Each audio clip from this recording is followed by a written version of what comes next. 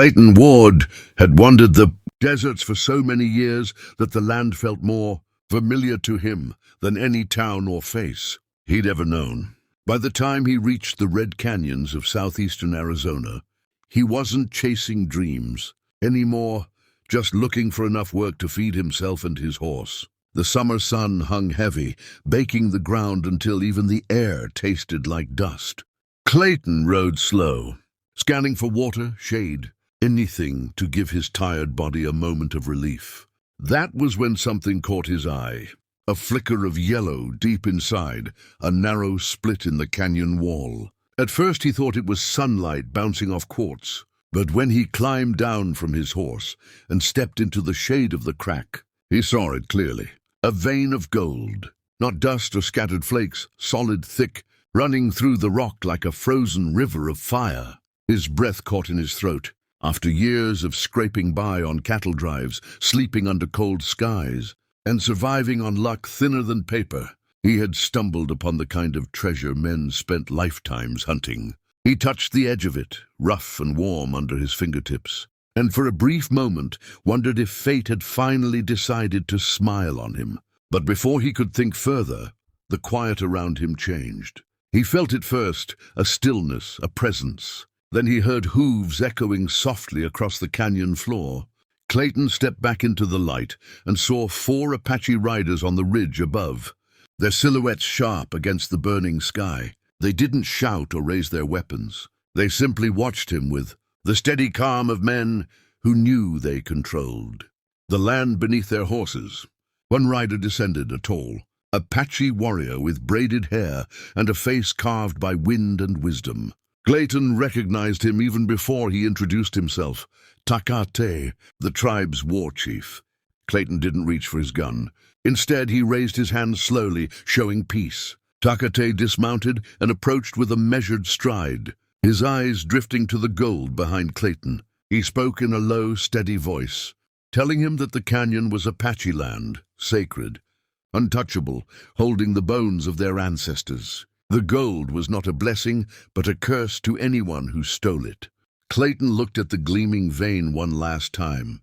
1,000 futures flashed before him, wealth, land, comfort. But he knew what crossing these men would mean. He tied his horse, stepped away, and simply said, "I ain't taken." "What ain't mine?" Takate studied him long and deep before nodding once. Without another word, the riders disappeared into the shimmering heat, leaving Clayton alone with a decision he would never regret. 13 years drifted by like wind-blown sand across the open plains, and Clayton Ward aged quietly with them. His once strong shoulders softened, his hair turned the color of sagebrush, and the sharp fire in his eyes mellowed into something steadier, something wiser. The memory of the gold he left in that canyon became less of a regret and more of a quiet truth he carried alone. He never told anyone what he had found that day. He wasn't sure if it was out of respect, or fear that saying it aloud would feel like stealing. After all, life never gave Clayton much, not land, not a family, not a place to settle. But it gave him enough to keep going. He drifted from ranch to ranch, working branding seasons, sleeping in open-air bunkhouses, eating whatever the cook scraped into his tin plate. He grew used to long silences, to nights warmed only by a campfire and his horse tied nearby.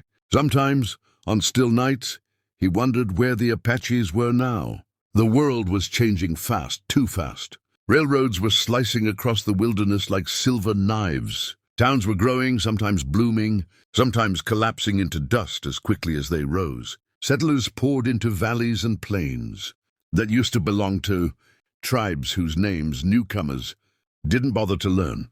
Clayton watched Apaches being pushed from one corner to another, their freedoms shrinking, their riders fewer and fewer each year. Whenever men around a campfire bragged about taking Apache land or joked about hidden gold in the mountains, Clayton stayed quiet. The canyon lived inside him like a memory he didn't dare disturb. Then came the winter that almost killed him. A storm rolled down from the mountains, cruel and sudden, and during a cattle drive, a steer panicked and crushed him against the rocky pass. His ribs cracked and the cold sank deep into his lungs.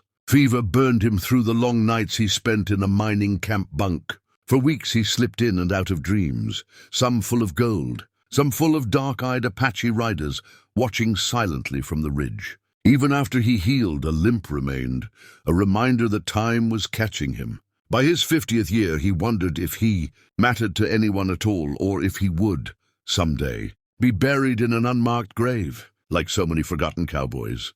Then one evening outside a lonely trading post, as the sun bled into the horizon, he heard hooves. 4 riders, silent, dark silhouettes against the dying light, watching him exactly as they had 13 years ago. His breath stopped. This time, they had come for him. The 4 Apache riders approached without haste, their faces painted in quiet ceremony, their posture steady, as if carried by purpose rather than threat.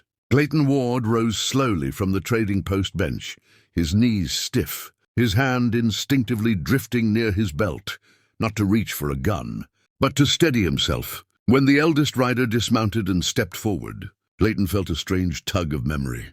The man's eyes, sharp and calm, mirrored the gaze of someone he once stood before in a canyon filled with gold. The stranger introduced himself as Kani, son of the late Chief Takate. At the sound of that name, Clayton felt something heavy settle in his chest. He had not spoken, heard, or even thought that name aloud in years, yet it returned like a long-forgotten chord struck once more. Kani told him that his father had never forgotten, the cowboy who walked away from a sacred vein of gold rather than dishonor their ancestors. Takate had carried that memory until his last breath, believing deeply that a man who showed respect to their land deserved respect from their people. Clayton shook his head, confused, overwhelmed, insisting he had done nothing extraordinary. He claimed he had simply done what was right, but the Apache saw it differently.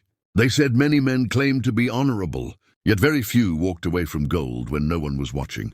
Kani motioned for him to follow. Unsure but strangely unafraid, Clayton mounted his horse. They rode through the fading light, across open plains and into a narrow ridge that curled like a hidden doorway through the mountains. The path felt familiar, pulling him backward, in time, until the air itself seemed to carry echoes from 13 years ago. When they reached the valley beyond the ridge, Clayton's breath caught. It was sheltered, untouched, a pocket of green life resting between stone walls. But what stunned him most wasn't the land. It was the small cabin, standing at the center, newly built from fresh timber, its windows glowing faintly from a lit lantern inside. Kuni explained that Takate had chosen this valley for Clayton long ago, instructing his sons to prepare it when the time was right. It was a place of safety, peace, and belonging, a gift from the Apache nation to the cowboy who had honored them. Clayton stepped inside the cabin, the scent of new wood surrounding him, and for the first time in his life, he felt a weight lift from his heart. Not from gold or fortune, but from knowing he was seen, remembered, and welcomed. In the quiet of that hidden valley, Clayton finally understood that the richest reward he had ever earned was not something he could hold in his hands, but the people who now called him friend.